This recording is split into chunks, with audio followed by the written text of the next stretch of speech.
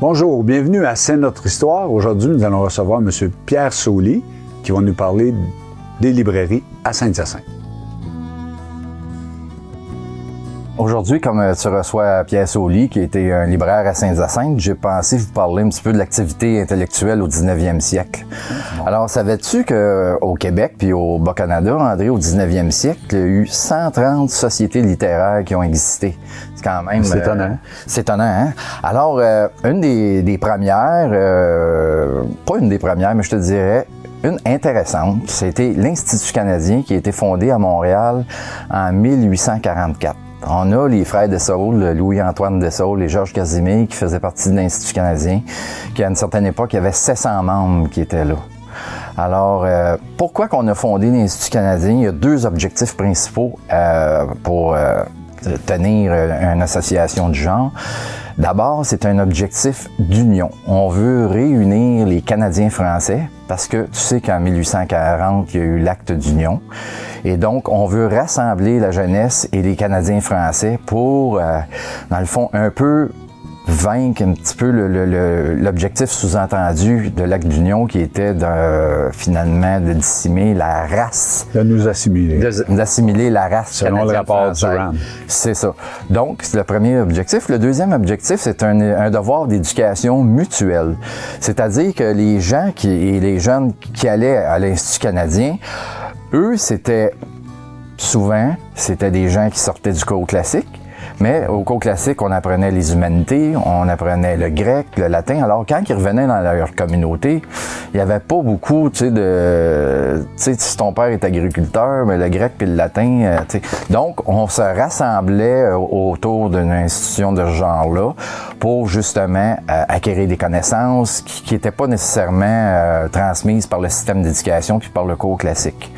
Donc, à Saint-Hyacinthe, il y a eu un Institut canadien, c'est pour ça que je vous en parle aujourd'hui, qui a été fondé en 1854. Il faut se rappeler là, qu'en 1854, il n'y a pas beaucoup de personnes qui sont lettrées. Non, mais il y a quand même, c'est pour ça qu'on fonde des associations comme ça. L'Institut canadien de Saint-Hyacinthe était situé au coin de Mont-d'Or et Cascade, et il disposait d'une salle, une bibliothèque d'abord, et d'une chambre de nouvelles. Il appelait ça comme ça, c'est une salle de lecture pour lire les journaux. Alors, on dit qu'en 1860, il y avait à peu près 650 volumes dans la bibliothèque, et il y avait autour de 20 journaux qui étaient disponibles là. Alors, donc, les membres pouvaient venir s'asseoir, autant feuilleter des livres, emprunter des livres, que lire les journaux pour avoir les actualités ou acquérir des connaissances. En plus de ces deux activités-là, il y avait des activités, des conférences, on appelait ça des lectures publiques. Donc, Louis-Antoine Dessaulles et Honoré Mercier ont fait une série de conférences à l'Institut canadien. Les deux, ils sont passés, puis il y en a eu d'autres. À Saint-Hyacinthe, là, je parle toujours. Et pour nos auditeurs là, ou nos téléspectateurs, Louis-Antoine Dessaulles sera notre premier maire. Oui. En 1849, puis Honoré Mercier deviendra premier ministre. Oui, c'est ça. Juste pour te donner une idée des thèmes abordés lors des lectures publiques, on a l'utilité de la lecture. Alors, les gens viennent dire, pourquoi qu'il faut lire, pourquoi qu'il faut s'informer. On a aussi découverte et progrès de l'imprimerie. Tu sais, aujourd'hui, on parle beaucoup d'informatique, puis de Facebook, puis tout ça. Mais à l'époque, là, au 19e siècle, il n'y a pas d'informatique, il n'y a pas de journal, il n'y a pas de télévision, pas de radio, pas de télégraphie sans fil. Alors, aussitôt que l'imprimerie qui permet d'imprimer des livres, imprimer des journaux, aussitôt qu'il y a des progrès dans ce domaine-là, c'est aussi passionnant que nous, quand il se passe quelque chose, quand il y a une nouvelle invention qui arrive, qui fait comme quand Facebook est arrivé il y a quelques années, tu sais, il y a un engouement. Alors, les gens réunis là allaient s'éduquer, se former, puis donner son opinion. Alors, en plus des lectures, là, il y a eu l'esclavage. On a fait une conférence sur l'esclavage. Il y avait des conférences sur l'histoire, lecture publique.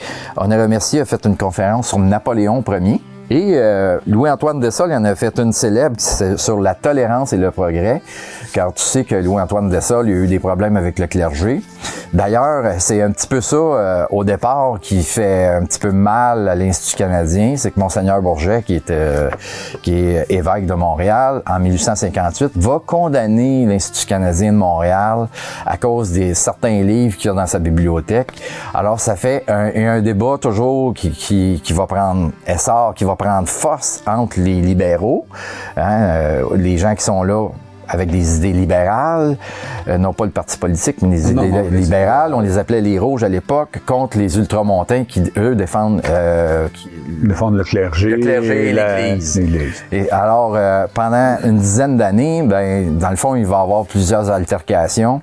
Et finalement, Rome va condamner officiellement l'Institut canadien de Montréal en 1868. Et ils vont être menacés, les membres sont menacés d'excommunion, ce qui fait en sorte que l'Institut canadien de Saint-Hyacinthe va péricliter à partir de ce moment-là. Et les gens qui étaient membres vont tranquillement se tourner vers l'Union catholique de Saint-Hyacinthe, qui a un peu les mêmes objectifs, mais qui se fait, qui est fait sous, on reste plus sage, un peu plus feutré. Un peu plus feutré, c'est ça. Ben merci Paul, on va aller voir notre ami Pierre. Tu le salueras de ma part.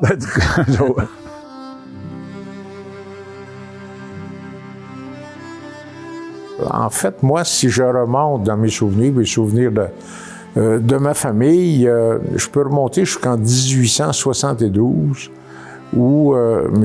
Euclide Richer, qui, soit dit en passant, était un zouave pontifical en plus, a fondé la librairie Richer en 1872. Et il a opéré ça ça a été la famille Richer jusqu'au moment où je l'ai acheté en 1977, ça veut dire 105 ans après.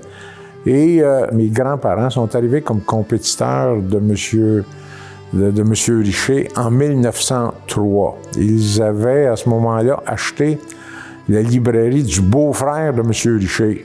Le beau-frère en question, il se trouvait, lui, comme on disait à l'époque, il se trouvait bâtonné par Richer, parce que les Richer, c'était une famille importante et puissante à l'époque. C'est la famille de l'architecte aussi. C'est son père.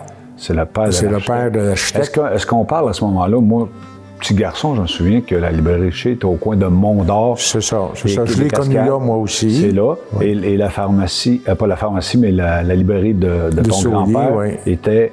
Il y avait la pharmacie Ravenel entre les deux. Entre les deux, c'est ça. Tout après. Maintenant, écoute, quand tu as connu Richer sur le coin, nous autres, c'était le 1440 des Cascades, mais il y avait eu plusieurs mutations. C'était une question de propriétaire. Mon grand-père était locataire sur le coin, au début de tout, là, où était Richer, mon grand-père a été locataire là.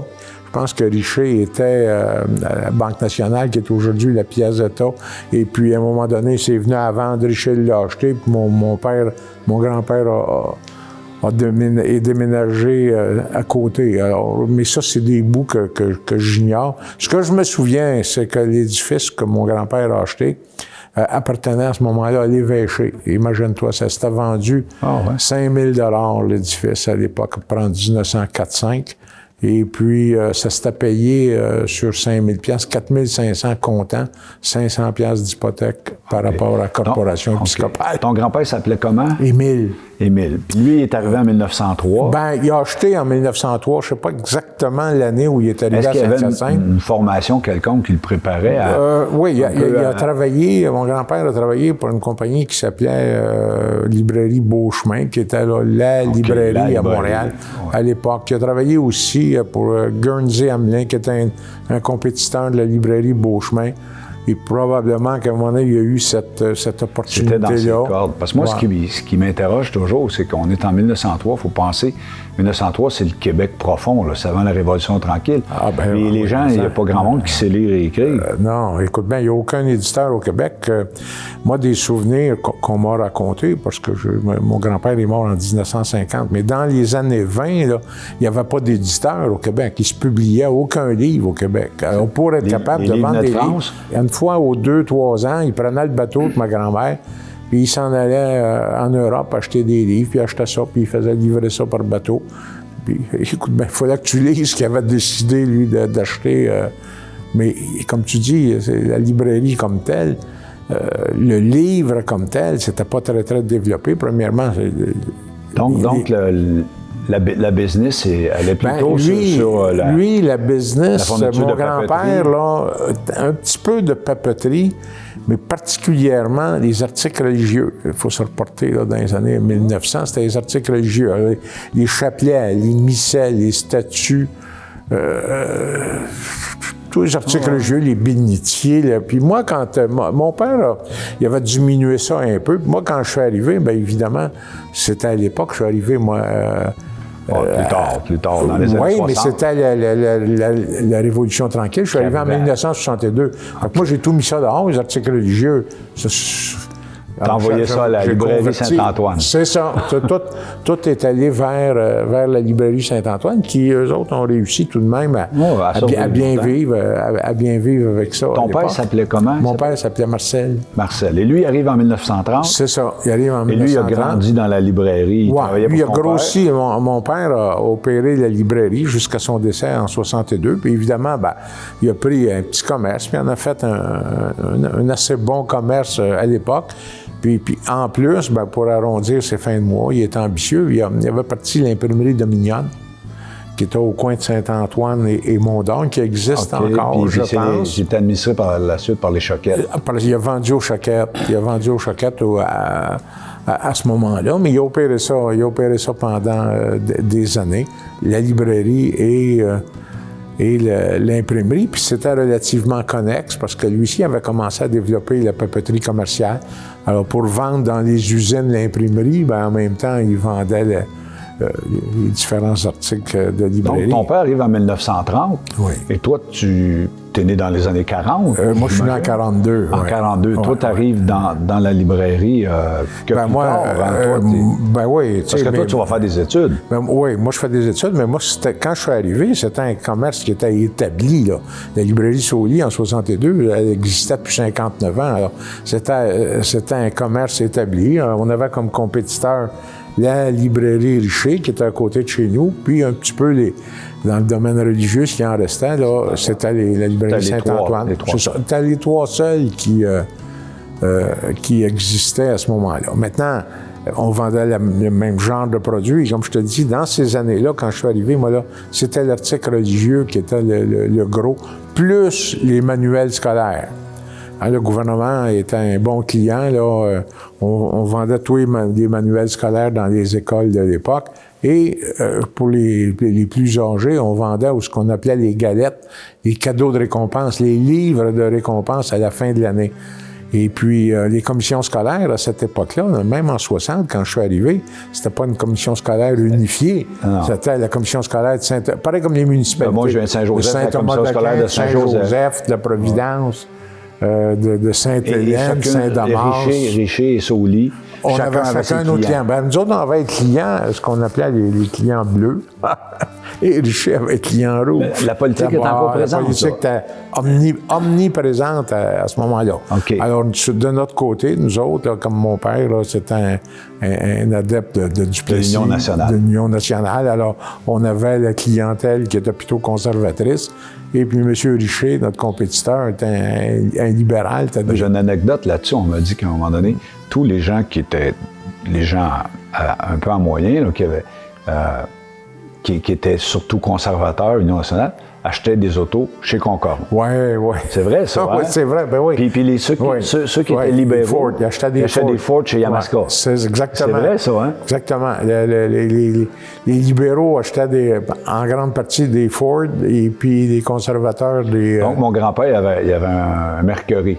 Donc, mon grand-père est un libéral. C'est probablement.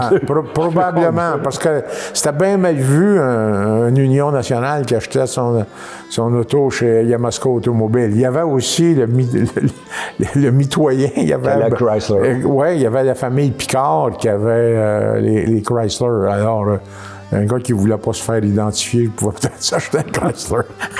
C'est quand même spécial. Ouais. Fait que là, tu m'as parlé de tes études. On s'amène au séminaire ici. Oui, si on... c'est ça. En résumé, mon grand-père commence en 1903. Mon père joint lui en 30. Mais moi, mon père décède subitement en 1962. Alors, moi, à ce moment-là, je suis ici au séminaire. Je suis rendu en rhétorique. Je finis ma rhétorique quand papa est mort. Fait que là, on avait un choix à faire, un choix de famille un peu, mais c'était mon père avait un bon commerce. Alors, on a fait un petit conseil de famille. Mon frère Daniel était un petit peu plus jeune que moi. J'avais 19 ans, puis lui, il en avait 16. Alors, ils ont jugé qu'il était trop jeune. Mon frère plus âgé, Hubert, était reçu dentiste. Et puis, ma sœur était mariée avec un nommé Egan, Peter Egan, qui était le fils de John Egan, qui dirigeait la Gautam. Pour ceux qui ont un certain âge vont se souvenir de ça. John G. Egan, un colosse. Ma sœur était mariée avec son garçon, alors puis il demeurait à l'extérieur. Alors, j'avais le choix là, de dire non, je ne la veux pas, la librairie, on la vend, ou aller à l'université, parce que j'avais ce choix-là.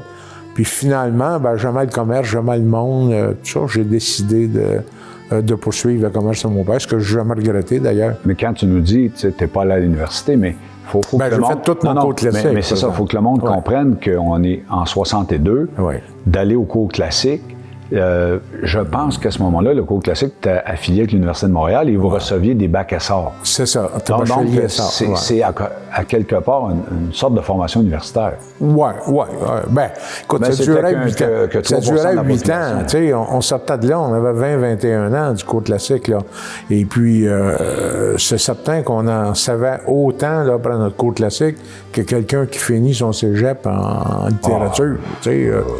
Peut-être pas plus, mais au moins autant. Moi, je pense que c'est autant, peut-être plus. Alors, évidemment, c'était le système de l'époque. On allait à l'université après notre cours classique, où là, on pouvait choisir, dépendant de nos capacités et de nos intérêts, on pouvait décider d'aller en médecine, en art dentaire, en avocat, en droit, en tout cas. C'était le début dans les années 60, c'était le début du service social. Ceux qui voulaient étudier en service social, il y a plusieurs de mes collègues. Ça commençait? Oui. La comptabilité, comptable, c'était très, très populaire aussi. Puis j'ai eu des confrères célèbres. Donc, toi, en 62... Ton père décède. Ton grand-père vient de décéder. Ça fait Mon grand-père est mort en 50, lui. OK. Ton grand-père n'est pas là. Le conseil de famille dit, vous décidez que c'est Pierre qui va continuer, mais là, tu es en cours, tu n'as pas terminé tes études. Non, là, je suis en rhétorique. J'ai fait 2 années pour terminer mes études, ce qu'on appelait dans le temps les philo, la philosophie 1, philosophie 2. Mais en même temps, j'ai aidé ma mère, qui écoute bien, qui n'avait jamais opéré et qui ne connaissait pas le commerce. D'ailleurs, comme moi, je ne connaissais pas le commerce. J'avais du bagou, comme on dit. Je voulais de la passion, mais je n'étais pas formé là, pour faire un commerçant. Mais on apprend.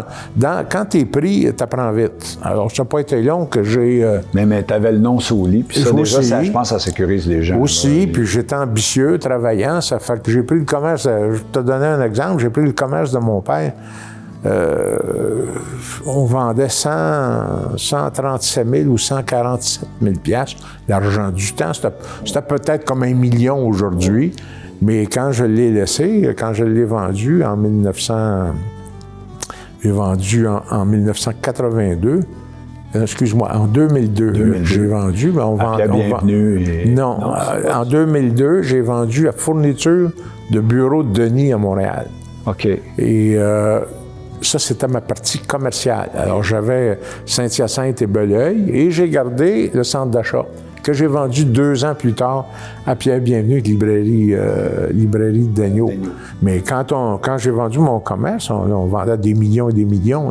C'était rendu Donc, à partir de 62, tu es là, tu es à temps plein à partir de 64. C'est ça, à peu près. Tu continues toujours à t'impliquer dans la ville, à tous les niveaux. Mais tu sais que l'implication, c'est bon pour nous, puis ça nous donne de l'énergie, mais en plus, ça nous donne un réseau de gens, puis ça fait des clients, puis... Ça, tu avais compris. Tu avais déjà tout compris ça. Oui. Puis j'étais très impliqué au municipal particulièrement. Je pense qu'en 1969, je n'étais pas vieux, là, je m'étais présenté comme échevin contre Mac Gladieux. Je ne sais pas si ça te dit quelque chose. Mac Gladieux, c'était un monsieur qui avait courtier en valeur mobilière. Courtier en valeur mobilière, puis il souffrait de poliomyélite. Il avait beaucoup de difficultés à marcher.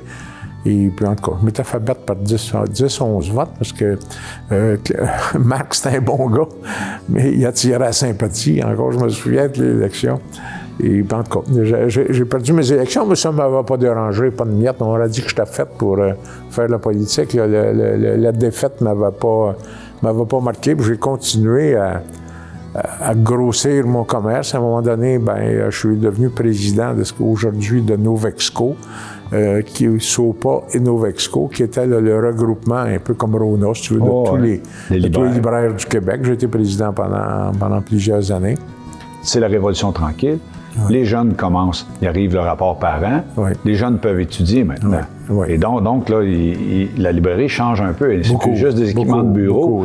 C'est plus juste de la papeterie. C'est aussi des livres. C'est beaucoup des livres de scolaires, des livres, des romans, des essais. Alors, en 1960, la Révolution tranquille, ça a modifié le paysage économique, culturel. Ça a modifié le Québec. C'est aussi l'arrivée des bébés boomers. Oui, oui. Tu sais, c'est le début où on a commencé ce qui arrive aujourd'hui, la séparation de l'État et de l'Église.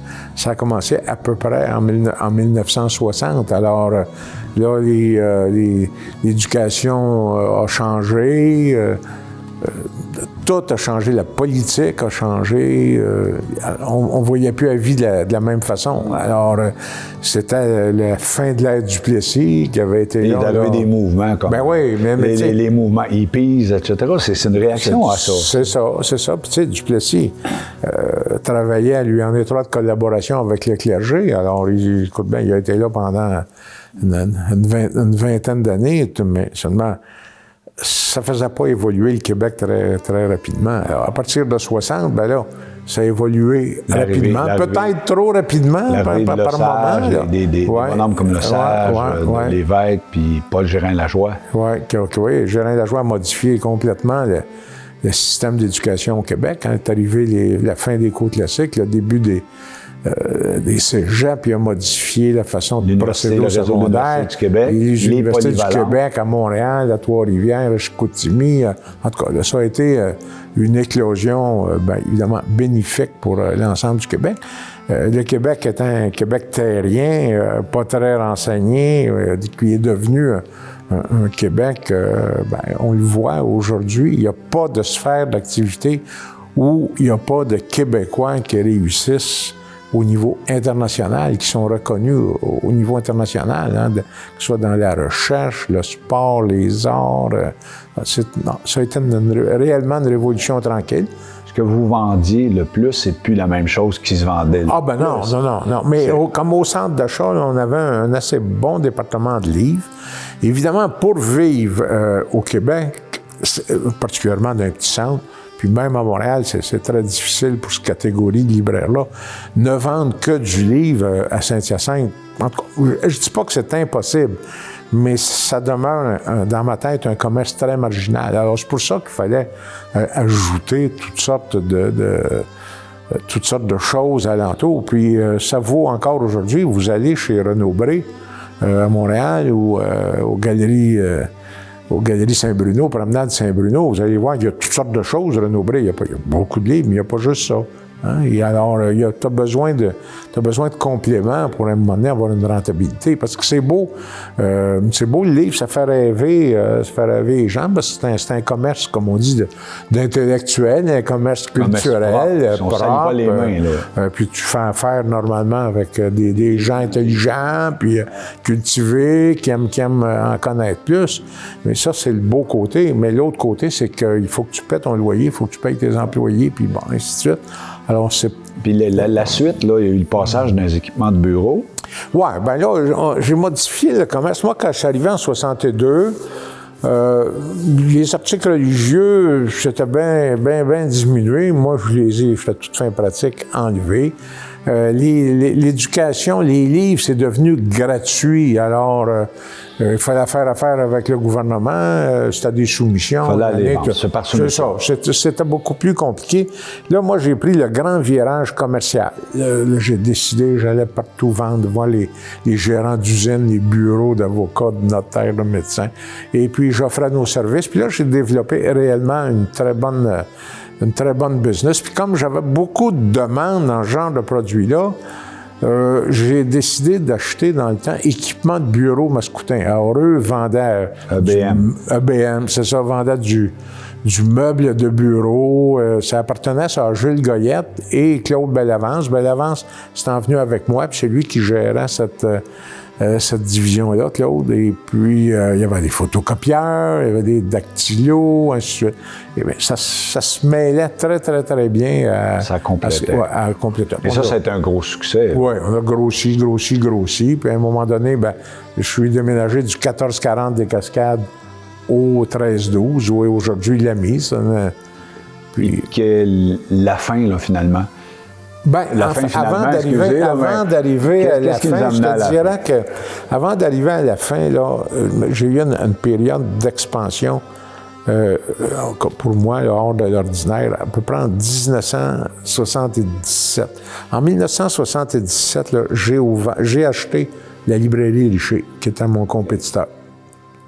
Le commerce, la bâtisse. À la fin de l'année, la même année 77, j'ai ouvert un commerce plus grand que le mien à Saint-Hyacinthe, à Belleuil, qui fait un succès. Et c'est mon neveu par alliance qui travaillait pour moi, que j'ai mis gérant là, puis je l'ai appelé le commerce à son nom. C'était pas lui qui était l'actionnaire majoritaire. Alors, il l'a développé, puis ça a bien été. Et un an plus tard, est arrivée l'opportunité, là, à peu près en 1979-80, l'opportunité d'ouvrir au centre d'achat. Fait qu'en 3 ans, tu comprends que là je m'étais quasiment étouffé. Là, tu sais, écoute, 2 ouvertures, une acquisition. Et, un petit peu pas chanceux, bad lucké, les taux d'intérêt, 13, 14, 15, 17, 18 %. Je vais être honnête avec toi, André, si j'avais pas eu un bon gérant de banque, j'aurais levé les pattes, parce que là, il n'y a plus rien des pronostics qu'on se faisait qui tenaient. Par contre, le pendant de ça, bien là, il est arrivé une inflation galopante. Alors, qui profitait de l'inflation? Ceux qui avaient des biens. Quand tu n'as rien, l'inflation, ça fait juste une nuit, ça coûte plus cher. Mais quand tu as des biens, ce qui vaut 1 pièce aujourd'hui, il valait 1 pièce et quart, 1 pièce et demie. Ça a quasiment, dans l'espace de 3 ans, là, les taux d'intérêt étaient tellement chers que la valeur de nos inventaires ont doublé. Alors, tout ça, ça s'est stabilisé. Les banquiers ont été rassurés. Puis là, après ça, on a connu là, une période réellement de beau succès, là, jusqu'à, je te dirais, en 1988-89, où il y a eu une autre crise économique. Et puis là, ça a été plus difficile. C'était plus difficile de mener notre affaire. Puis est arrivé de la grosse compétition, dont Bureau en gros, qui, moi, me frappait dans le cœur de ma business. Alors, qu'est-ce qui arrivait? C'est que pour maintenir mon chiffre d'affaires, on devait baisser les prix, s'accoter avec Bureau en gros. Mais tu sais, on était le petit Canadien français, je faisais la livraison gratuite, je faisais le crédit, je faisais toutes ces choses-là, puis il fallait que je donne les mêmes prix. Alors mes marges de profit ont fondu de 10-12 % dans l'espace de 2 ans. Fait que là, on avait un gros volume, mais on faisait quasiment plus de profit. Le profit est terminé. Alors, j'ai réussi à toffer ça là, une couple d'années, mais en 2002, est arrivée l'opportunité de fourniture Bureau Denis qui m'offrait là, un prix très intéressant pour mon fonds de commerce, juste la partie commerciale. Alors, c'est pour ça que j'avais gardé le centre d'achat. Alors, j'ai vendu la fourniture de Bureau Denis. J'ai gardé pendant 2 ans supplémentaires le centre d'achat avec ma fille, qui était diplômée universitaire là, en administration, mais elle voulait aussi en même temps élever une famille. En tout cas, on trouvait que c'était incompatible. On a décidé de vendre la partie du centre d'achat à Pierre Bienvenu. Et ça a été un peu la fin de l'aventure. De cette grande aventure de 1903 à 2002. 99 ans de Sauli, bien, c'est ça. Au nom des Mascoutins, je te remercie. C'était toujours de bons services. Puis je te remercie beaucoup parce que c'était très, très intéressant. Puis tu nous as entretenus sur plus de 100 ans de librairie à travers ta famille. 100 ans dans une demi-heure. Hein? Dans une demi-heure. Et je pense que les Mascoutins vont beaucoup apprécier. Puis ils vont connaître un peu plus Pierre Sauli, que tout le monde connaît, mais qu'ils ne connaissent pas intimement. Là. Puis je pense que tu nous as apporté un très bel échange. Merci beaucoup, ça m'a fait plaisir, M. Bourgeois.